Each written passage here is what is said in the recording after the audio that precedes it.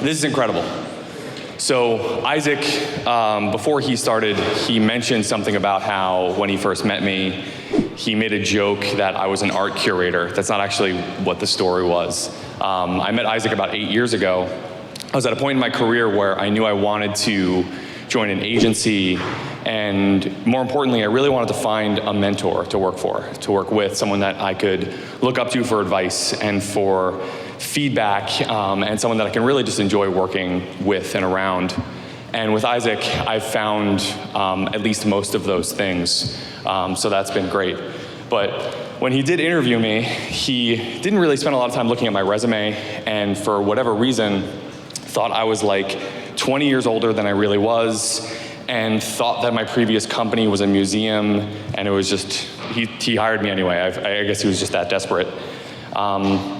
And so, of all the things that Isaac has done for this company, the one that stands out the most is his development and advocacy of our core values. And he put a lot of time and energy into developing these core values over the years, and the first of which is this principle called idiotic optimism.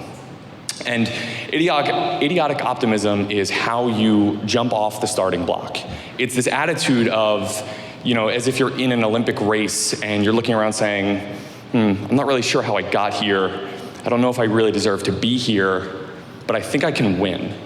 And that mindset of idiotic optimism is really the fundamental piece of what has helped us grow over the years. And it's this attitude of, we're gonna figure it out. We're gonna take on this challenge, we're gonna go headstrong into it, and we're gonna figure it out. And as I reflect on this more, I think, the name of the company is Adventure Media, and what is the word adventure? Other than just an idiotic, optimistic way of thinking about challenges that we encounter in life, right? Every adventure you ever heard of is a story about a hero that meets adversity or near failure and perseveres because of an idiotic, optimistic attitude.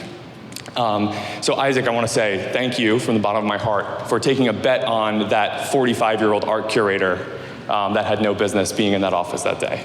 And this event, I gotta say, this is absolutely incredible. Thank you all for being here.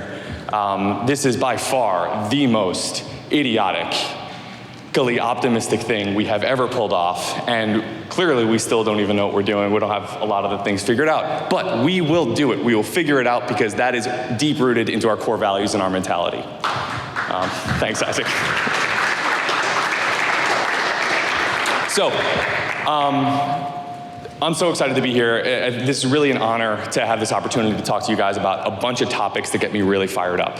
I think this is such an incredible time to be a marketer, to be in this, to be at this point of digital advertising and paid media, because what we're witnessing right now is this transition and a shift that's unlike anything we've witnessed over the last 10 years. So whether you're brand new to the industry, or you've been here for a long time and you're excited for change, I think you're in the right place, and I think we're all gonna be able to power through this together. So let's get started. I want to start with this guy. This is Abraham Maslow.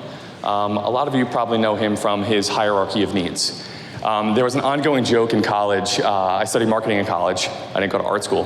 There was an ongoing joke that you didn't have to show up to class for at least the first 3 weeks because every single marketing and psychology professor just loves to start with a section on Maslow's hierarchy. I can see Akash laughing. Akash is another Penn State marketing guy. By the way, Akash is from AdSkate. They're a sponsor today. Can we give a round of applause to AdSkate, Akash, and the rest of the guys here? But it feels fitting to start with the hierarchy, Maslow's hierarchy, but I'm more interested in this other principle of Maslow. It's Maslow's hammer, which is the idea that if the only tool that you have is a hammer, everything around you starts to look like a nail. And this happens because of psychology. It happens because our brains are wired to seek heuristics and shortcuts. And really, Maslow's hammer is a warning to business leaders and marketers and really anybody about our natural inclination and our resistance to change. And really, what this means to me is that we need more tools, especially in an ever complex and changing environment.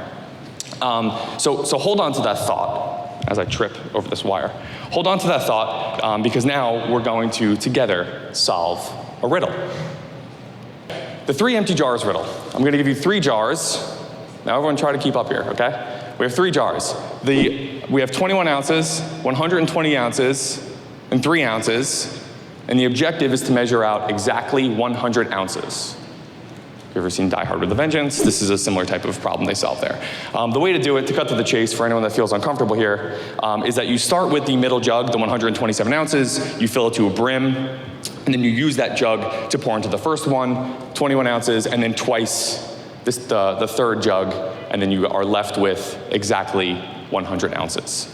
Okay, not too difficult, right? No one really expected to be doing math this early in the morning, but we got through it. We're going to do another riddle. Same idea, different sizes. 18 ounces, 48 ounces, and 4 ounces. What we need to do now is get exactly 22 ounces. How do we get there?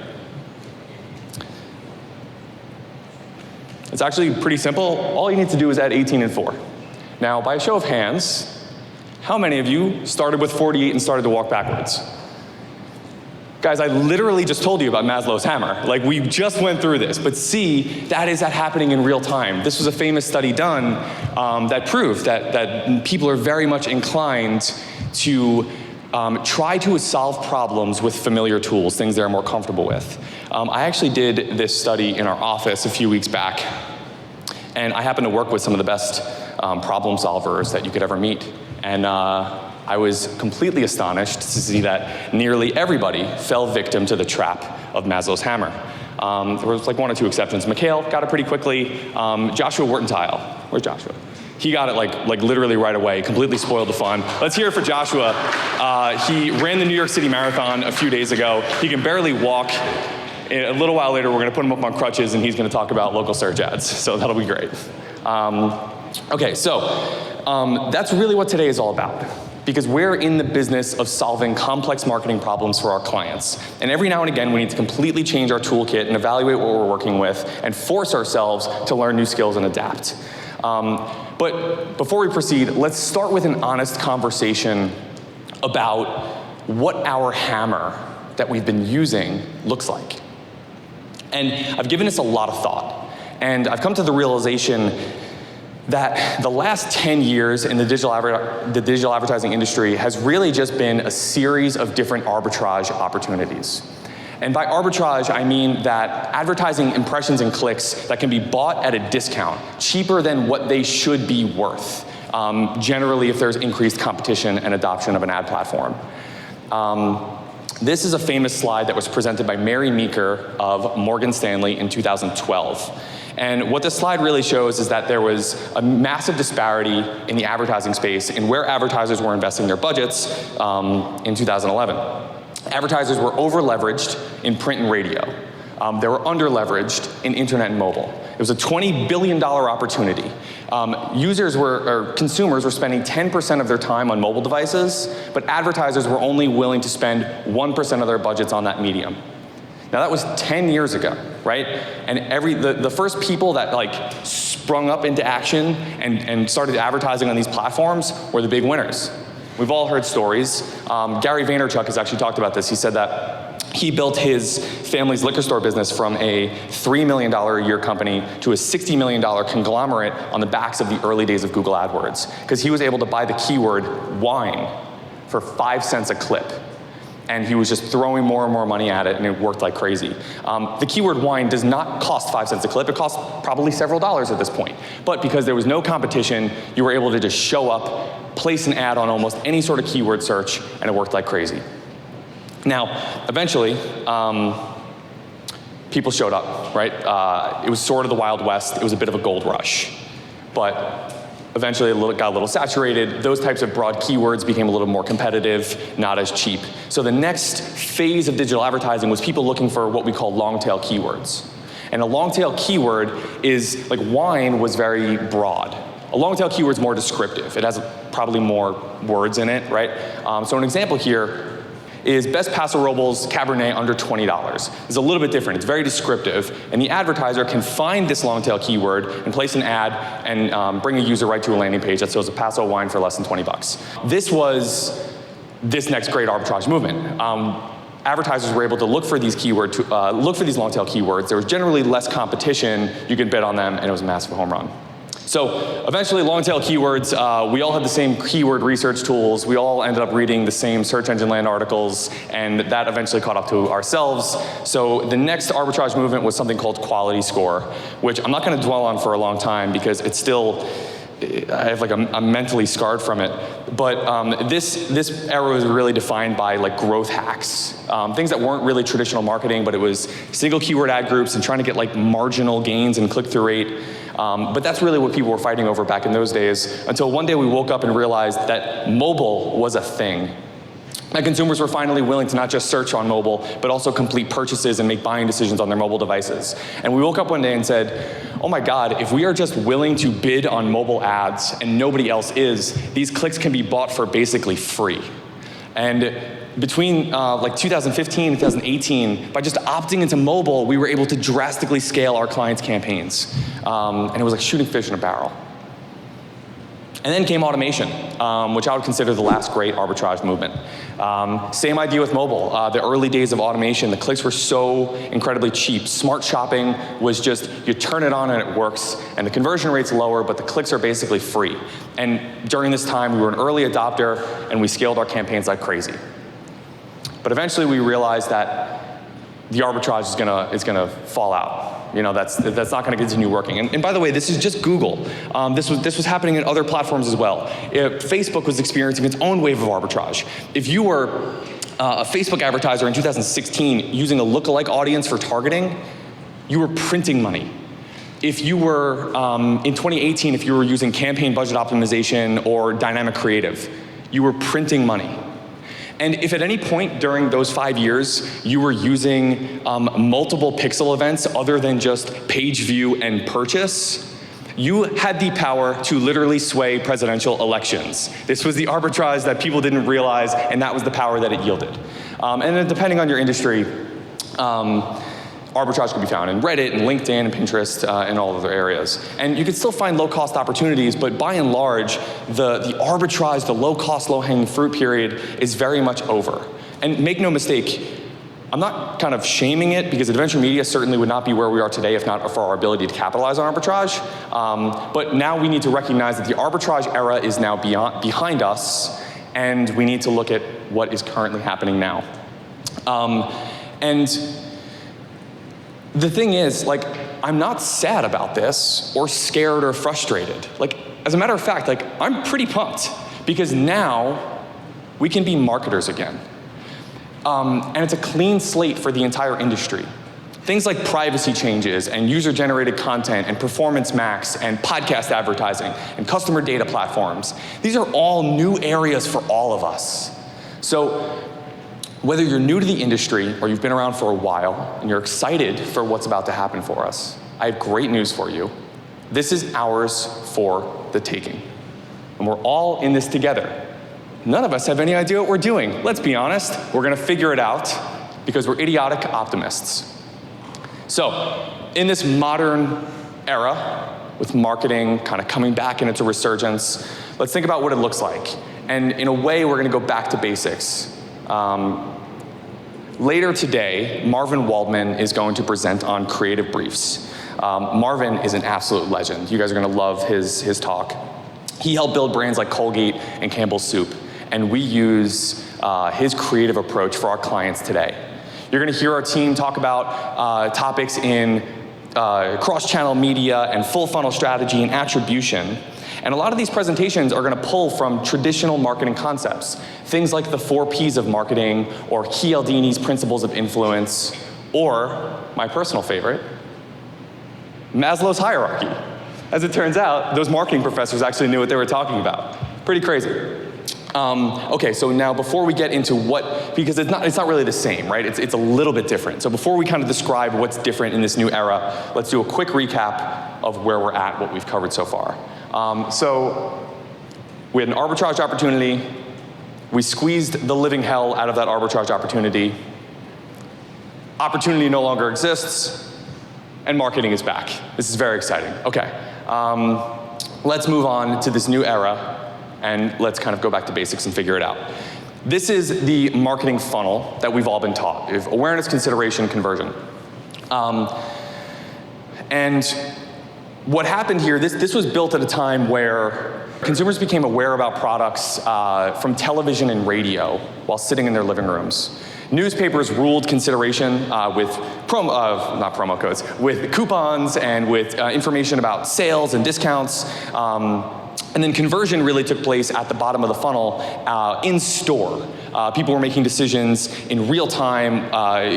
Advertisers worked with retailers to battle over shelf space and end caps and things like that. So that was really where those in-store decisions were made at the bottom of the funnel. And when digital advertising came to be, the marketing industry just attempted to squeeze it into this existing funnel that we already have, which is like classic Maslow's hammer. It's like, hey, like the tech industry said, hey, look, everyone, we have this new frontier of mobile and internet, and it's going to completely change how we behave forever. And the marketing industry said, awesome, let's take that and squeeze it into this funnel that we've been using for 100 years. It doesn't really make a lot of sense. But the very beginning of digital advertising took square aim at the bottom of the funnel, mainly with Google search, right? Because Google allowed you to place an ad for a product directly in front of a person that was declaring that they were looking for that product and wanted to buy it, which actually fit in that model because it kind of replicates that in-store motion. But then the attempts to scale up funnel is where things got complicated, because the first attempt at consideration was with banner ads. And they were literally designed to look and feel like newspaper ads. And for a variety of reasons, it didn't work. And now, while that's happening and people are learning, like this doesn't really work, advertisers and brand managers and CXOs are being conditioned by the slot machine of Google AdWords, where they can clearly see money in, money out, and you can clearly see click to conversion, conversion value, return on ad spend. Everything looks great. It's very concise. It's very comforting. So anything that didn't now fit into that new model was just like out of the question altogether. And that is really how the arbitrage movement began, because instead of being able to scale up funnel, we were all just kind of forced into this little framework at the bottom of the funnel, and we were just like fighting like animals over like the bottom feeding like whatever was left. But here's the thing. Real marketing does not take place at the bottom of the funnel.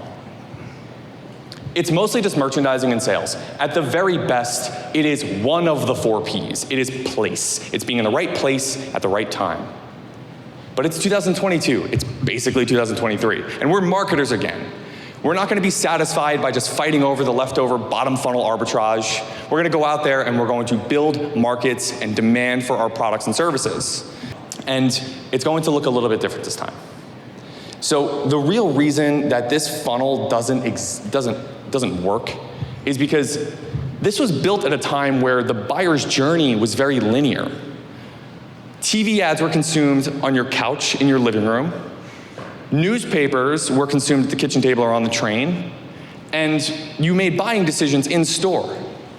While you were sitting on your couch, you were physically unable to buy the products that you were being shown an ad for. You literally could not buy that product. And then when you were in store, you were not also seeing TV ads. Especially, you absolutely were not seeing TV ads for products that were being sold by a competitor in a different store across town. So this doesn't make any sense. And now, it completely is different. Like, this thing has changed everything. Because now, we can do all of these things at once. They can happen in any order. At any given point, we have access to unlimited alternatives and options, and all the information that's ever existed ever is at our fingertips, and it completely changes the way that any of us make decisions in a modern ecosystem.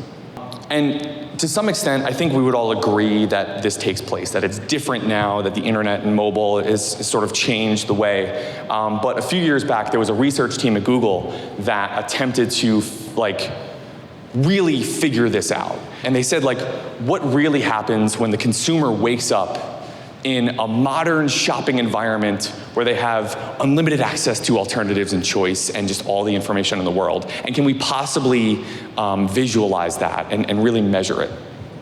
And what transpired was this research report called Decoding Decisions, Making Sense of the Messy Middle. And it's published on the Think with Google blog. It's a 100-page report. It's actually a really good read. I recommend it. But what it really proved is that the consumer decision-making process is no longer linear. In fact, it's an absolute mess. So much so that they called it the messy middle. From the report, is that there? We call it the messy middle, a space of abundant information and unlimited choice that shoppers have learned to manage using a range of cognitive shortcuts. And then they developed a new funnel to visualize it, and it looks like this. So we're gonna walk through this because this is like one of my favorite things that has been produced in the marketing ecosystem, and not enough people are talking about it. It's been out for like 2 years, and I'm obsessed with it. So around the top level here, we have exposure. It's sort of your modern version of brand awareness, except this time, instead of just being at the top where you see it in your living room, it happens everywhere. Every single interaction you have with a brand or the buyer's journey falls within a backdrop. It's influenced by brand exposure. The trigger is whatever the catalyst is that moves somebody from a passive to an active buying state, which kickstarts the entire process.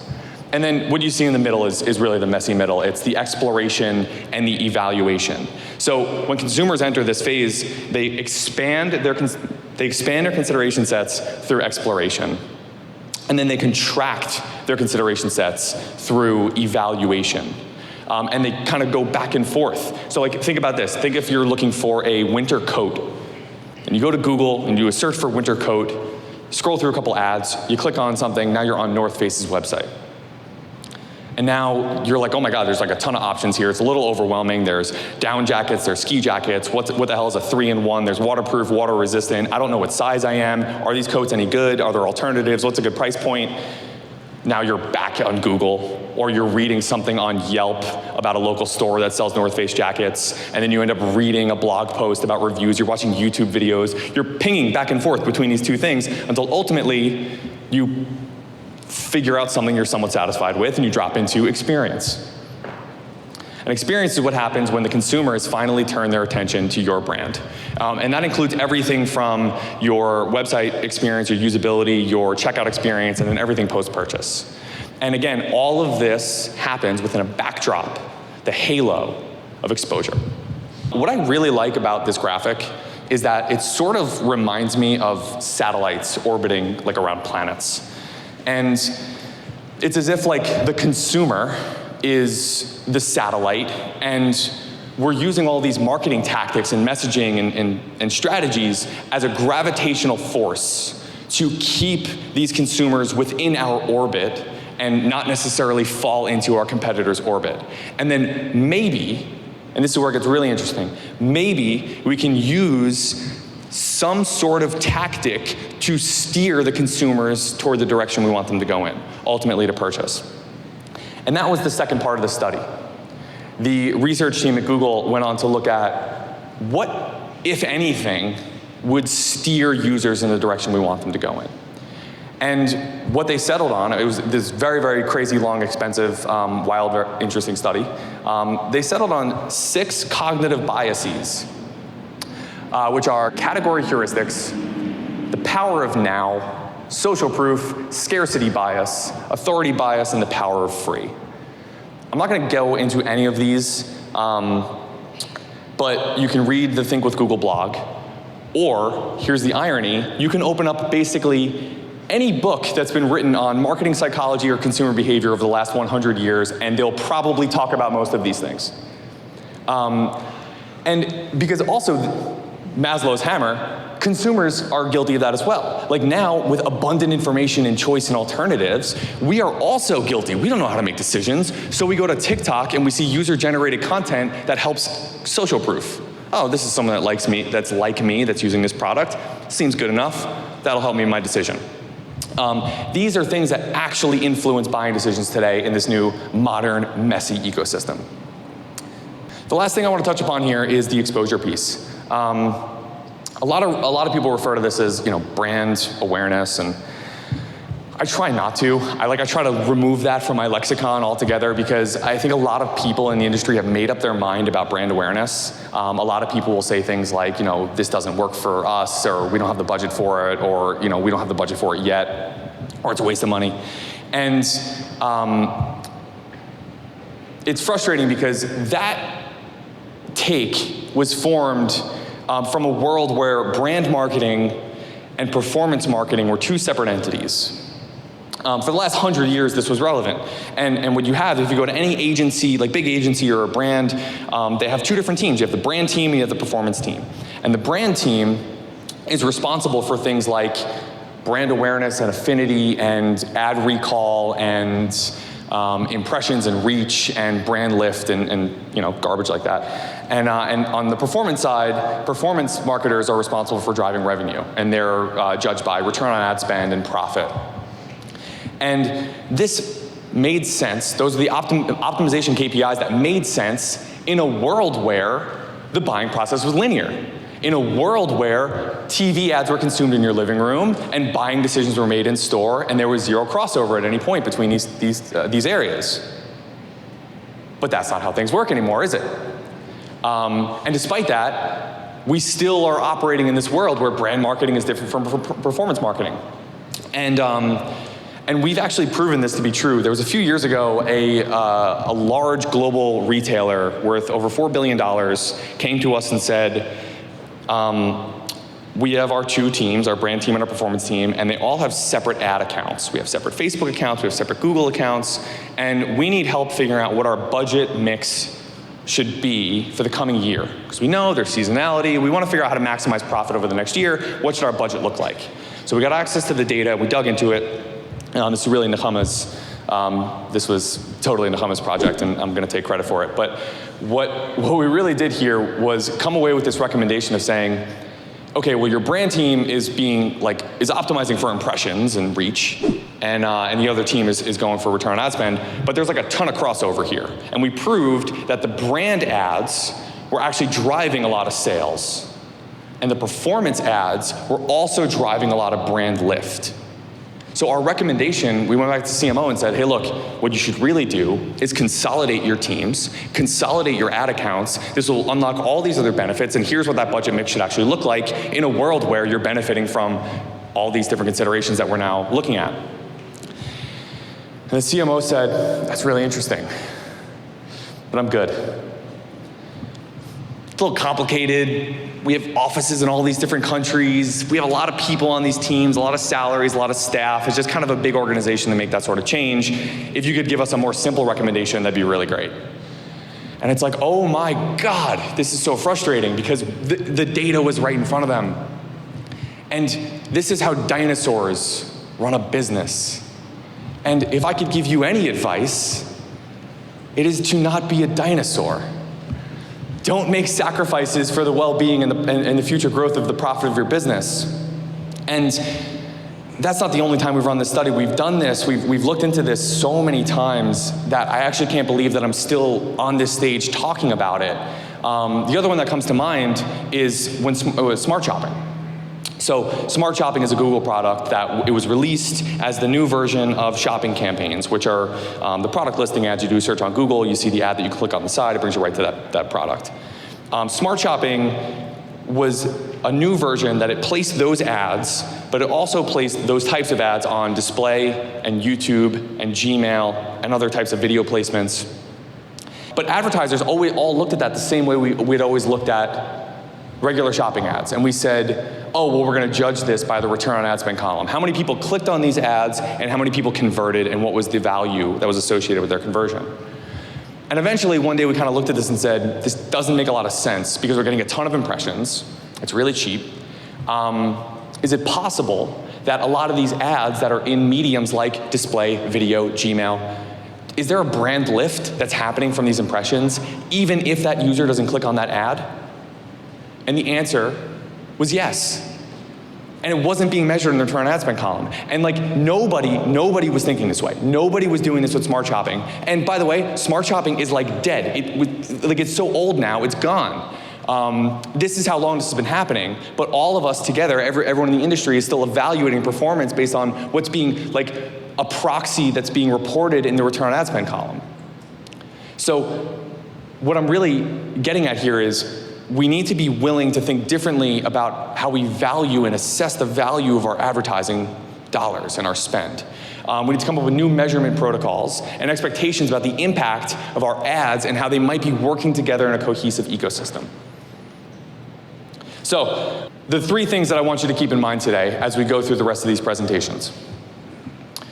Number one, brand marketing and performance marketing are no longer separate entities. And this is, I forgot to mention this before, great creative is what bridges the gap between those two entities. And that's something we're going to talk about extensively today.